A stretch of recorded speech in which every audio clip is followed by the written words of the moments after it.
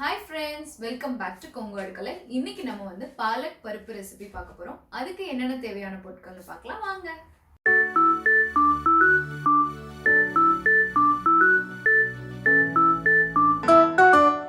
துவரம் பருப்பு பார்த்தீங்கன்னா இப்போ இந்த கப்பில் 3/4 கப் அளவு நான் எடுத்திருக்கேங்க. இதை நீங்கள் வந்து குக்கரில் கொஞ்சம் தண்ணி விட்டு மஞ்சத்தூள் போட்டு 3 விசில் வரைக்கும் வேக வச்சு எடுத்து வச்சுக்கோங்க. நல்லா மசிச்சு எடுத்து வச்சுக்கணும்.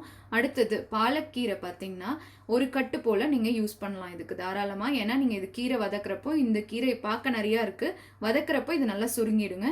ஸோ ஒரு கட்டு போல் பாலக்கீரை எடுத்து யூஸ் பண்ணுங்கள். அடுத்தது வந்து நம்ம தாளிக்க என்னென்ன யூஸ் பண்ணுவோன்னா, ஃபஸ்ட்டு நான் எப்போவுமே வந்துட்டு பருப்பு நீங்கள் செய்கிறதுனா வெர்ஜின் கோகோனட் ஆயில் இல்லை நம்மளுக்கு வந்து செக்கில் ஆட்டுற எண்ணெய் நிறைய கிடைக்கும். இங்கே எனக்கு இந்த எண்ணெய் தான் கிடைச்சிது. ஸோ எப்போவுமே பருப்பு நீங்கள் செய்கிறது எந்த பருப்பாக இருந்தாலும் சரி, நீங்கள் வந்துட்டு தேங்காய் எண்ணெய் யூஸ் பண்ணிங்கன்னா எப்போவுமே ஃப்ளேவர் ரொம்ப நல்லா இருக்குங்க. ஸோ தேங்காய் எண்ணெய் வந்து 1 டேபிள் ஸ்பூன் அளவு நம்ம எடுத்துக்க போகிறோம். அடுத்தது பார்த்திங்கன்னா கடுகு தாளிக்கிற அளவு 1/4 டீஸ்பூன் எடுத்திருக்கேன். அப்புறம் சீரகம் வந்து நீங்கள் எப்போவுமே பருப்புக்கு சேர்த்திக்கலாம், நல்லாயிருக்கும், ரொம்ப நல்லாயிருக்குங்க. அப்புறம் இது டைஜஸ்ட் ஆக கூட ரொம்ப யூஸ்ஃபுல்லாக இருக்கும். சீரகம் பார்த்திங்கன்னா நான் வந்து 1/2 டீஸ்பூன் அளவு எடுத்திருக்கேன். அப்புறம் சாம்பார் தூள், அதாவது நான் உங்களுக்கு வந்து சொல்லியிருக்கேன், நான் எப்போவுமே வந்து எங்கள் அம்மா அரைச்சி கொடுத்த பொடி தான் யூஸ் பண்ணுவேன். ஸோ அந்த பொடி நான் எடுத்திருக்கேன். சப்போஸ் நீங்கள் வந்து சாம்பார் தூள் இல்லாதவங்க மிளகாய் தூள் எடுத்துக்கலாம்.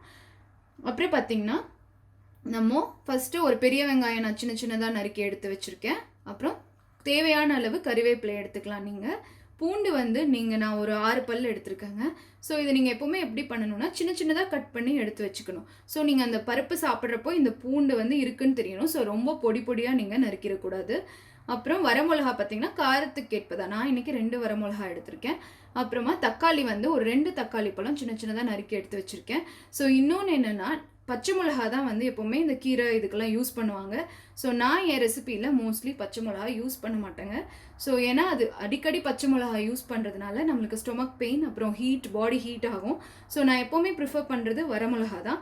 சப்போஸ் வந்து பச்சை மிளகா ரொம்ப பிடிக்கிறவங்க நீங்கள் அது கூட இதில் ஆட் பண்ணிக்கலாம். அப்புறம் உப்பு தேவைக்கேற்ப. இப்போ இது எப்படி பண்ணலான்னு நம்ம பார்க்கலாம். இப்போது ஒரு கடாயில் நீங்கள் கோகோனட் ஆயில் எடுத்துக்கோங்க. இப்போ இதில் நம்ம எடுத்துக்கிட்ட கடுகு சேர்த்துக்கோங்க. கடுகு நல்லா பொரிஞ்சோன்னே நம்ம எடுத்த சீரகமும் சேர்த்துக்கோங்க.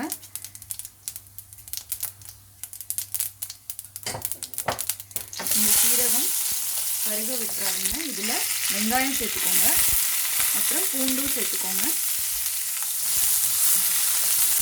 அப்புறம் இது கூடயே நம்ம எடுத்து வச்சிருந்த வரமிளகா வேண்டாதவங்க பச்சை மிளகா கூட சேர்த்துக்கலாம்.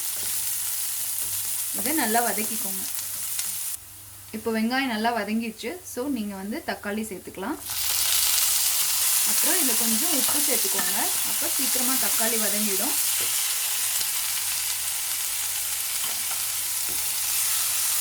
இப்போ பாருங்கள் தக்காளி நல்லா மசிஞ்சிடுச்சு. இந்த ஸ்டேஜில் நீங்கள் கொஞ்சமாக பெருங்காயத்தூள் ஆட் பண்ணிக்கோங்க. அடுத்தது நம்ம எடுத்து வச்சுருந்த அந்த சாம்பார் தூள் ஆட் பண்ணிக்கோங்க.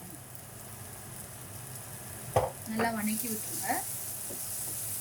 ஸோ இது கூடயே நீங்கள் இப்போ நம்ம அரிஞ்சு வச்சுருந்த அந்த பாலக்கீரையும் ஆட் பண்ணிக்கோங்க.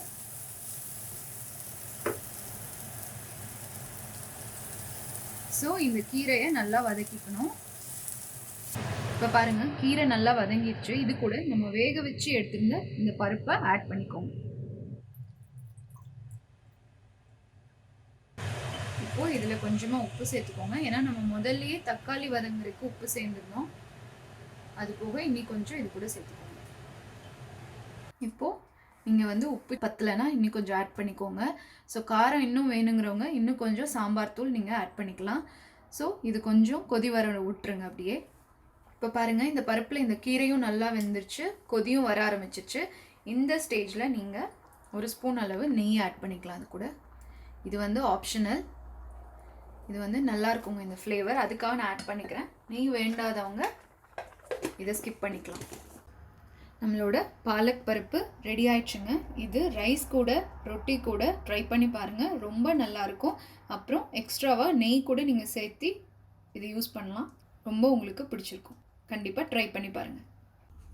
Tip of the tank. இன்னைக்கு நம்ம வந்து பாலக் பருப்பு ரெசிபி பண்றதுல நான் பருப்பு பார்த்தீங்கன்னா குக்கர்ல வேக வச்சு எடுத்துட்டேன். அதே உங்ககிட்ட மண் சட்டி இருந்ததுன்னா அதுல நீங்க கண்டிப்பா பருப்பு ட்ரை பண்ணி பாருங்க. ரொம்ப டேஸ்டியா இருக்குங்க. இந்த ரெசிபி உங்க எல்லாத்துக்கும் பிடிச்சிருக்கும்னு நினைக்கிறேன். கண்டிப்பா அதை ட்ரை பண்ணி பார்த்துட்டு என் கூட கமெண்ட்ல ஷேர் பண்ணுங்க. இந்த வீடியோ உங்களுக்கு பிடிச்சிருந்ததுன்னா லைக் பண்ணுங்க, ஷேர் பண்ணுங்க. அப்புறம் இங்க வர ஒயிட் ஐகான் பிரஸ் பண்ணி எங்களோட சேனலை சப்ஸ்கிரைப் பண்ணுங்க. அப்புறமா ஃபேஸ்புக் அண்ட் இன்ஸ்டாகிராம்ல எங்க சேனலை ஃபாலோ பண்ணுங்க. தேங்க்யூ.